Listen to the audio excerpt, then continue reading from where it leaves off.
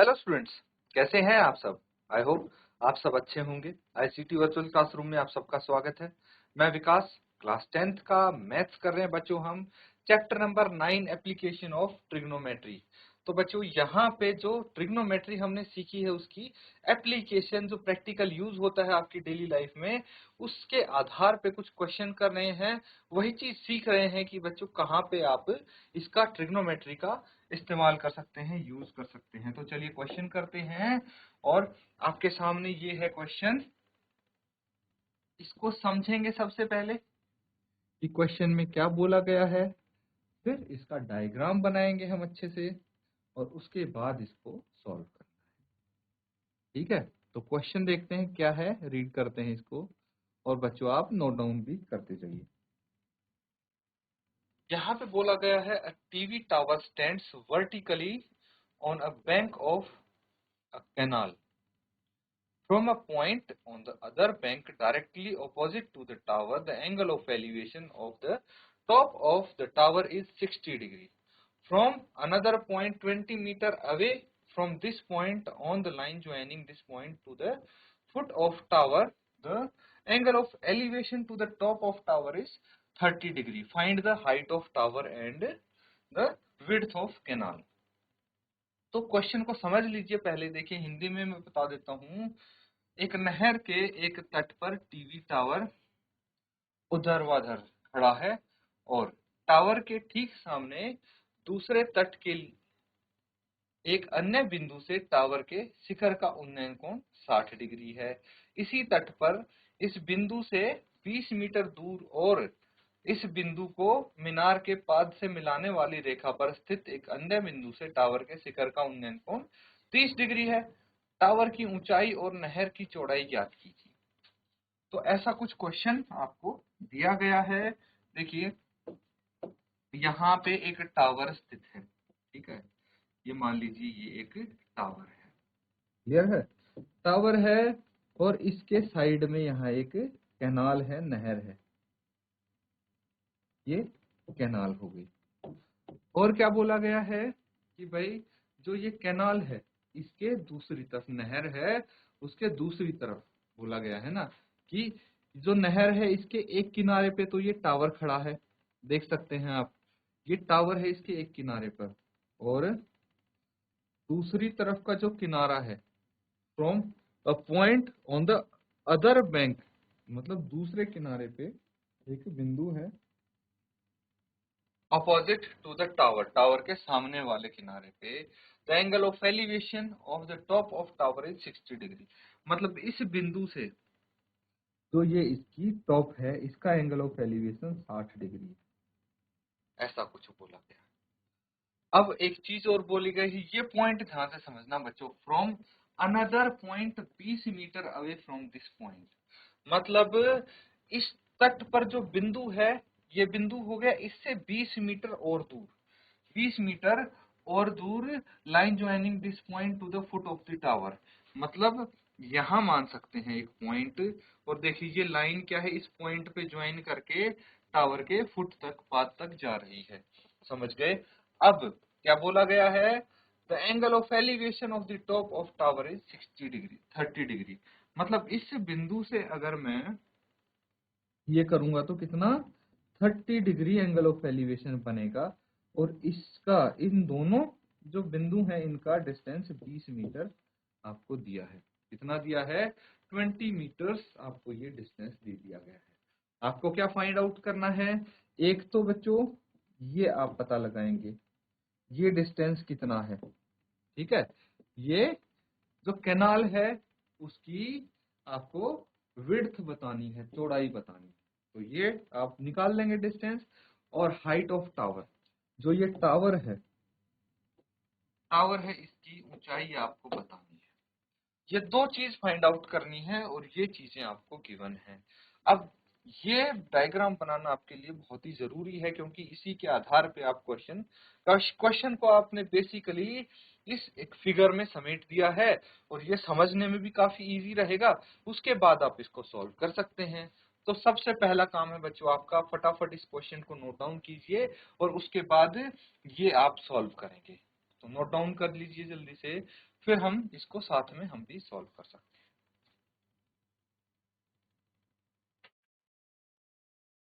तो स्टूडेंट्स, जिसका आंसर आ गया है, सॉल्व कर लिया है, जहां तक भी आपने सॉल्व किया हो, देखिए आपको दो चीज पता लगानी थी। किसी की भाई एक चीज आई हो, हाइट या फिर इसकी विड्थ, वो भी बता सकते हैं आप। अपना आंसर आप शेयर करेंगे चैट के माध्यम से या फिर हैंड रेज करके भी आप अपना आंसर बता सकते हैं। और साथ ही बच्चों, किसी को अगर कोई डाउट है, क्वेश्चन समझ में नहीं आया है, तो आप दोबारा से पूछ सकते हैं। और बीच में जब मैं समझाऊंगा तब भी कोई चीज अगर डाउट रहता है, कोई चीज समझ में नहीं आती, किसी भी समय आप हैंड रेज करके अपना डाउट पूछ सकते हैं। तो चलिए यहाँ पे अब इसको सॉल्व करते हैं हम। और जो ये आप फिगर देख रहे हैं बच्चों, इसको हम प्रॉपरली बनाते हैं और फिर सॉल्व करेंगे, ठीक है। तो इसको मैं एक टेक्स्ट मिनिमाइज कर देता हूं ताकि हमारे पास यहाँ पे थोड़ा स्पेस अवेलेबल हो जाए, क्योंकि क्वेश्चन तो आपने नोट डाउन कर ही लिया है। तो अब हम फिगर बनाते हैं। हमें चाहिए राइट एंगल्ड ट्रायंगल, ठीक है। राइट एंगल्ड ट्रायंगल बना दिया। अब देखिए बच्चों, तो यहाँ पे ये डिस्टेंस है, इसकी मैं नेमिंग करूं तो ए बी सी डी, ऐसे नेमिंग कर सकते हैं, ठीक है। अब ये क्या हो गया, बी सी। बी सी तो हो गई जो कैनाल की विड्थ है, width of canal B C हो गया। ए बी टावर मान लेते हैं हम, टावर को ए बी मान लिया, बी सी कैनाल की विड्थ हो गई। तो सी क्या है, टावर के जो अपोजिट साइड, सामने जो बिंदु स्थित है, जो टावर के टॉप तक 60 डिग्री का एंगल ऑफ एलिवेशन बना रहा है। क्लियर है, ये है पॉइंट सी। और पॉइंट डी क्या है भाई, पॉइंट सी से 20 मीटर दूर एक पॉइंट स्थित है जो टावर के टॉप पर कितना एंगल बना रहा है, 30 डिग्री का एंगल ऑफ एलिवेशन बना रहा है। तो ये इस तरह से प्रॉपरली हमने एक फिगर बना ली है, डाटा हमने यहाँ पे लिख लिया है। और अब इसको सॉल्व करने का प्रोसेस स्टार्ट करते हैं।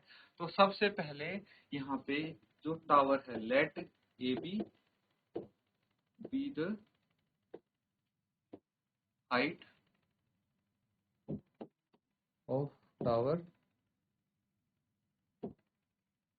and BC be the width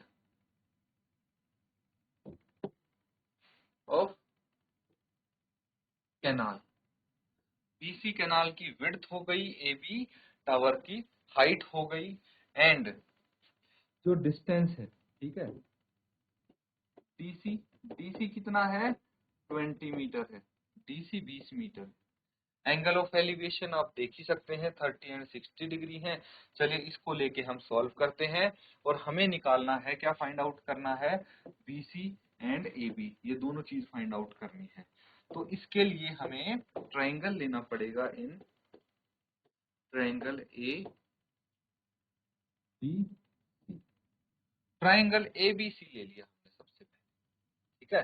triangle ABC में अब देखिए,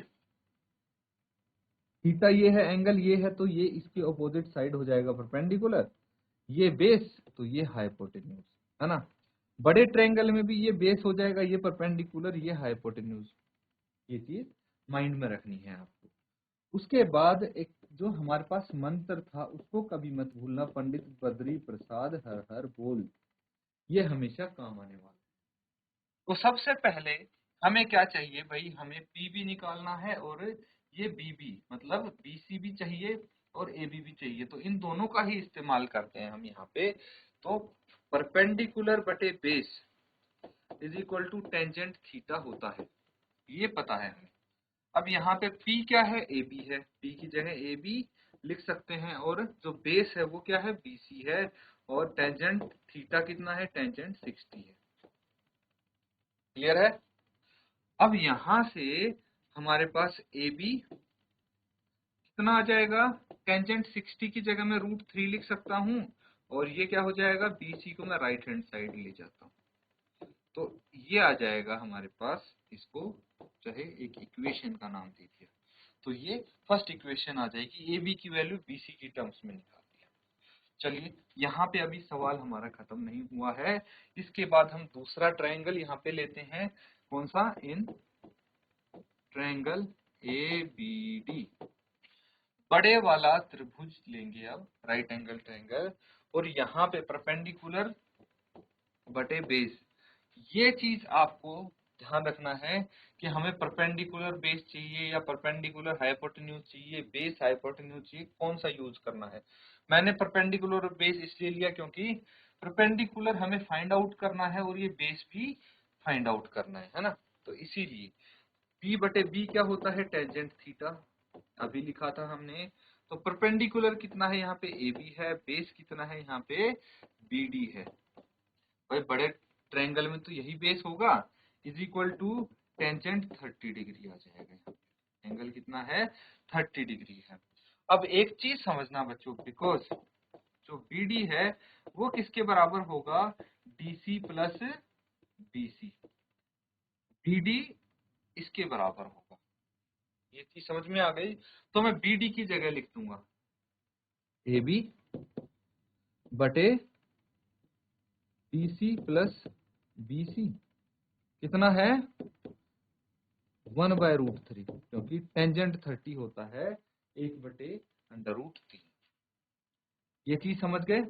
नोट डाउन कर लीजिए। और यहाँ पे देखिए सबसे बड़ी बात, जो डीसी है वो है हमारे पास कितना है? डीसी यहाँ हमारे पास 20 मीटर है। तो इसको ए बी बटे 20 plus BC is equal to 1/√3 ये लिख सकते हैं। और ये लिखने के बाद क्या करना है बच्चों? हमको अब आगे इसको सॉल्व करेंगे। कैसे करेंगे? देखिए फर्स्ट इक्वेशन जो है वहां से हम कुछ वैल्यू लेंगे ताकि इसका आंसर हमारे पास आ जाए। ठीक है, तो चलिए इसको कोशिश कीजिए और यहाँ तक पहले तो नोट डाउन कर लीजिए और ट्राई कीजिए आगे हम ए बी और बी सी की वैल्यू निकाल।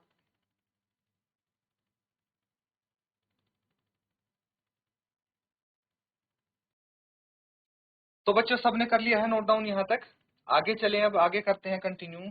तो देखिए यहाँ पे हम क्या कर सकते हैं? ए बी की वैल्यू ले लेते हैं। ठीक है, ए बी निकाल लेते हैं। दैट मीन्स हम ए बी यहाँ पे लिख सकते हैं कितना? 20 प्लस बीसी बाय √3। भाई मैं इसको राइट हैंड साइड ले गया, क्रॉस मल्टीप्लाई कर दिया, जैसा भी आप ठीक समझें। अब देखिए ए बी एक तो ये आ गया और एक ए बी यहाँ पे आ गया। भाई ये भी ए बी है, ये भी ए बी है। इसको सेकंड इक्वेशन हम मान सकते हैं। ध्यान से देख लीजिए बच्चों, ए बी और ए बी दोनों ही ए बी है। यहाँ पे ए बी √3 बीसी के बराबर है और यहाँ पे A B 20 plus BC by √3 के बराबर है। तो फ्रॉम इक्वेशन 1 एंड 2, इक्वेशन 1 और 2 से हम इन दोनों को √3 बीसी और 20 प्लस बीसी बाय √3 को इक्वेट कर सकते हैं, इक्वल रख सकते हैं। यही करते हैं बच्चों आगे अगले स्टेप में। फ्रॉम इक्वेशन 1 एंड 2, समीकरण 1 और 2 में हम क्या कर सकते हैं? भाई ये तो आ गया BC √3 BC, ठीक है, √3 BC, और राइट हैंड साइड में क्या आ गया? 20 प्लस BC बाय √3। ये समझ में आ गया? अब √3 को लेफ्ट हैंड साइड ले जाओ, क्रॉस मल्टीप्लीकेशन जैसे होता है, तो हम यहाँ पे √3 into √3 into BC is equal to 20 plus BC, और √3 इंटू √3 क्या होता है? 3BC is equal to 20 plus BC, और BC को लेफ्ट साइड ले आओ तो 3BC minus BC, sign change हो जाएगा इसका, इज इक्वल टू 20। तो ये कितना आ जाएगा? 3BC minus BC 2BC is equal to 20। तो BC कितना आ गया? 20/2, कैंसिल आउट करेंगे तो BC आ जाएगा 10 मीटर। तो BC 10 मीटर है। BC क्या था हमारे पास? BC विड्थ ऑफ कैनाल थी, आ गई 10 मीटर। चलिए अब हमें हाइट ऑफ टावर भी निकालनी है जो कि AB है। तो पहले या दूसरे किसी भी समीकरण में BC की वैल्यू रख देंगे। तो क्या आएगा, put value of BC in equation 1। समीकरण 1 में BC की वैल्यू रखिए, कितना है, AB is equal to √3BC, यही है। तो BC की वैल्यू रख दीजिए, AB is equal to BC है √3 इंटू 10। तो AB कितना आ गया, 10 √3 मीटर। ये हाइट ऑफ टावर आ गई। तो आप लिखेंगे therefore the height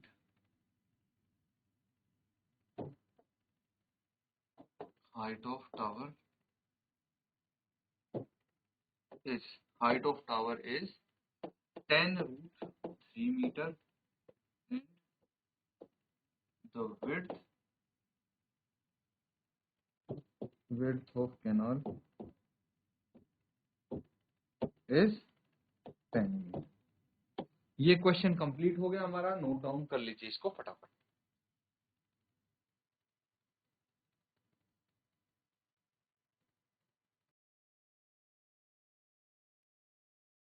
तो बच्चों यहाँ पे ये हो गया सबका।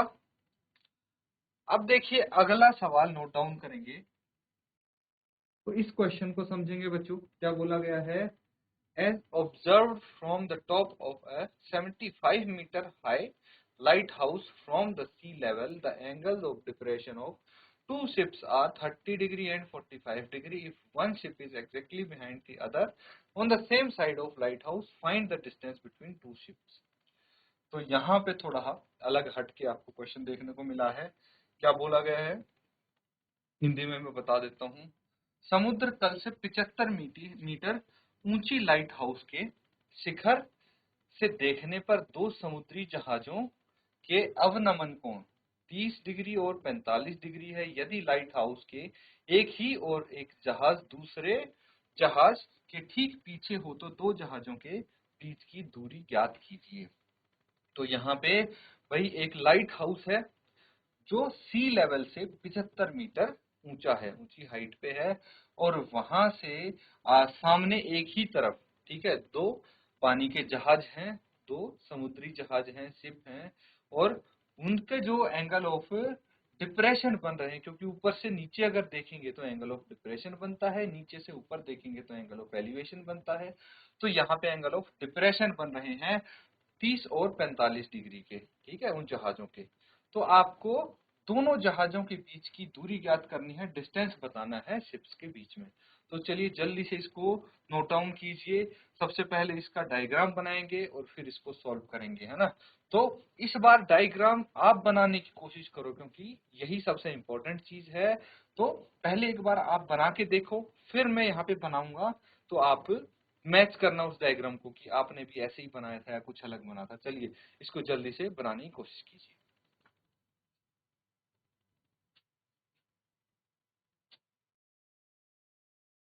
तो बच्चों ये क्वेश्चन आप कर सकते हैं इजीली। चलिए हम डायग्राम बना लेते हैं। अब सबसे पहले अगर मैं रफ डायग्राम की बात करूं तो ये एक लाइट हाउस हो गया, ठीक है, लाइट हाउस हो गया यहाँ पे, और जो इसकी ऊंचाई है, इसकी हाइट है, वो कितनी है, 75 मीटर है। यहाँ पे दो शिप्स आपको देखने को मिलेंगी, समुद्री जहाज जो होती हैं वो देखने को मिलेंगी आपको।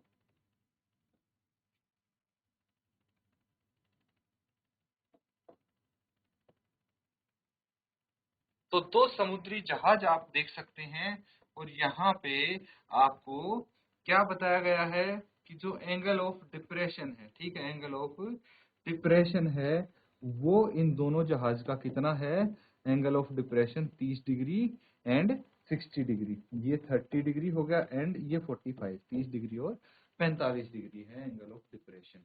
तो आपको क्या फाइंड आउट करना है बच्चों, ये आपको दी गई है।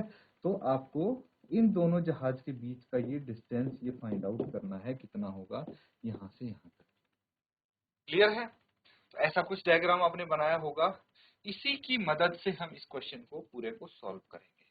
तो डायग्राम देख लीजिए और इसको एक फाइनल डायग्राम आप बना लेंगे, प्रॉपर डायग्राम। ठीक है, ये समझाने के लिए है आपको कि क्या सिचुएशन, क्या सिनेरियो है यहाँ पे।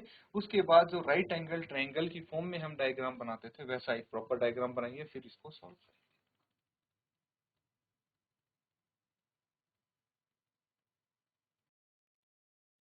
ठीक है बच्चों, अब करते हैं इस क्वेश्चन को सॉल्व प्रॉपरली। तो सबसे पहले हम एक फाइनल डायग्राम बनाते हैं जो प्रॉपर यहाँ पे बनेगा।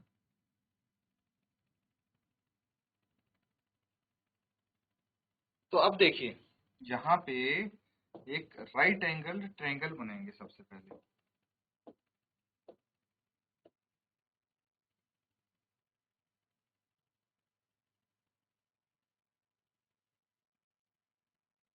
ठीक है, तो यहाँ पे एक चीज और हम बनाएंगे।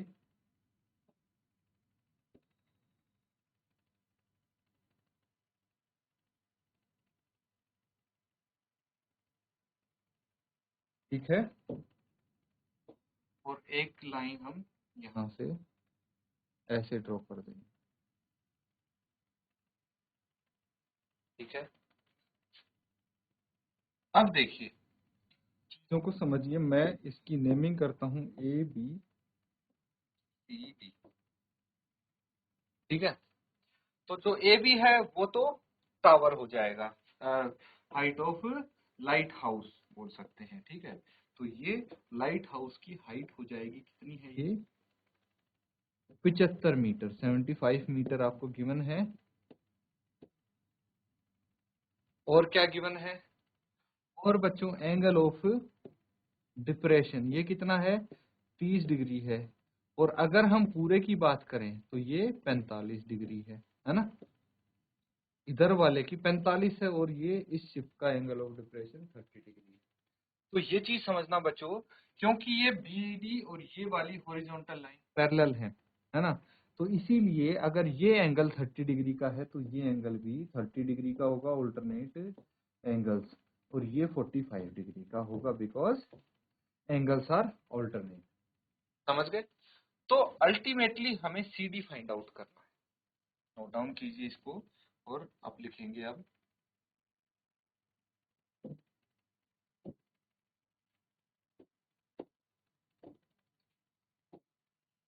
Late A B the lighthouse लिखेंगे। ठीक है, लाइट हाउस की बात हो रही है, light house and C and D be the points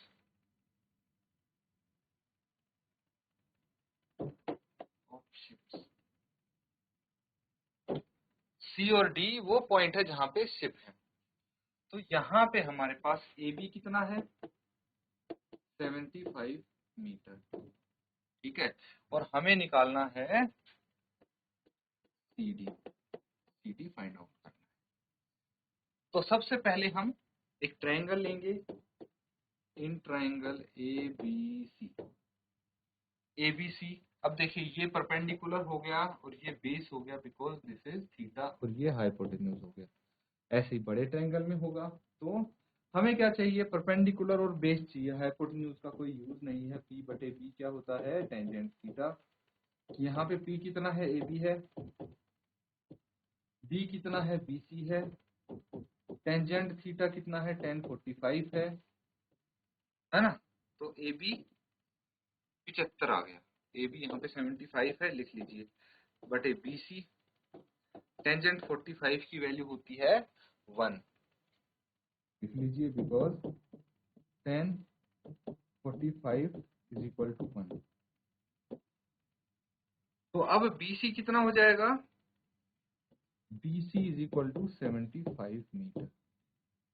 B C आ गए, ये कैसे आया, बी सी को राइट हैंड साइड लेके चले गए तो B C is equal to 75। ये क्लियर है। अब हमारे पास जो बी सी है वो 75 है, ए बी 75 है। तो अब हम बड़ा ट्रायंगल लेंगे ABD लेके उसमें से हम BD फाइंड आउट कर लेंगे, है ना। तो लिखिए now in triangle ABD perpendicular बटे base is equal to tangent theta. ठीक है, परपेंडिकुलर कितना है यहाँ पे, परपेंडिकुलर है AB, बेस है BD, टेंजेंट थीटा है टेंजेंट 30। बस वैल्यूज रखिए और यहां से हम क्या निकाल देंगे, BD की वैल्यू निकाल देंगे। तो चलिए इसको नोट डाउन कीजिए अभी यहां तक।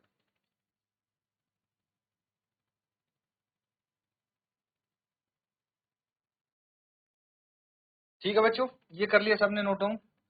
अब देखिए आगे हमें क्या करना है, हम निकाल लेंगे यहाँ से किसकी वैल्यू, BD की वैल्यू। चलिए BD की वैल्यू निकालते हैं। तो AB 75 है, BD फाइंड आउट करना है, टेंजेंट 31/√3 होता है। तो क्रॉस मल्टीप्लाई कर दीजिए इसको, ये यहाँ जाएगा ये यहाँ जाएगा, तो ये आ गया 75√3 इज इक्वल टू BD।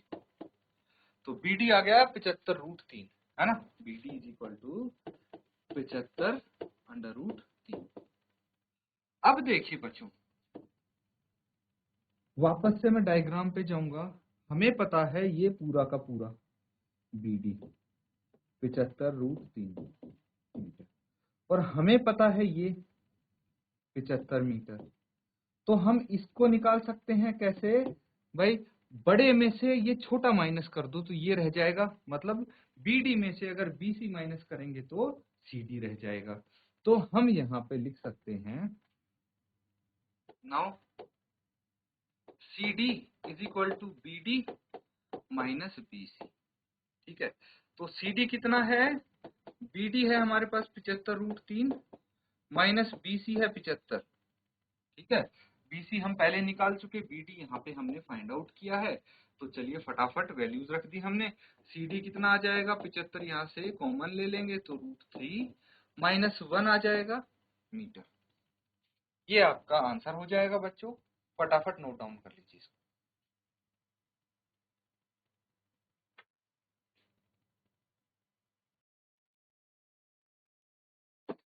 तो बच्चों यहाँ पे हमारा ये क्वेश्चन कंप्लीट हो जाता है, और इस टाइप के बहुत सारे क्वेश्चन हमने प्रैक्टिस किए हैं। तो उम्मीद करता हूँ बच्चों आप सारे क्वेश्चन अच्छे से नोट डाउन कर रहे हैं और उनकी प्रैक्टिस कर रहे हैं। इसी के साथ बच्चों आज का सेशन यहाँ पे हम एंड करेंगे। Thank you and have a nice day.